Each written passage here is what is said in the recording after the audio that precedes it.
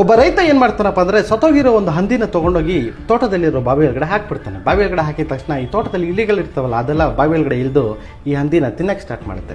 ತಿನ್ನಕ್ಕೆ ಸ್ಟಾರ್ಟ್ ಮಾಡಿದ್ಮೇಲೆ ತಿಂದು ಮುಗಿಸ್ತವೆ. ಇನ್ನೇನು ಆಚೆ ಕಡೆ ಬರಬೇಕೋ ಆಗ್ತಾರಲ್ಲ, ಬಾವಿ ಎಲ್ಲ ಸ್ಟ್ರೈಟ್ ಆಗಿರುತ್ತೆ, ಆಗ್ತಾರಲ್ಲ.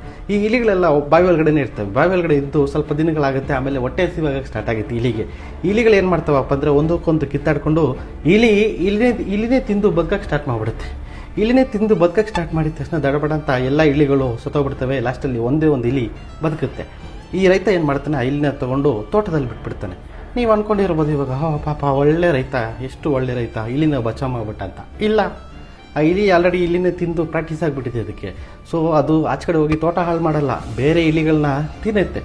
ನಮ್ಮ ಜೀವನದಲ್ಲ ಇಷ್ಟೇ, ಈ ರಾಜಕೀಯದವರು, ಈ ಮ್ಯಾನೇಜರು, ಕಾರ್ಪೊರೇಟ್ ಅವರು ಏನು ಮಾಡ್ತಾರೆ, ಫಸ್ಟ್ ನಮ್ಗೆ ಊಟ ಹಾಕ್ತಾರೆ, ಆಮೇಲೆ ಹಿಂದೂ ಮುಸ್ಲಿಂ ಅಂತ ನಮ್ಮನ್ನೇ ಜಗಳ ಮಾಡೋಕ್ಕೆ ಬಿಟ್ಬಿಡ್ತಾರೆ.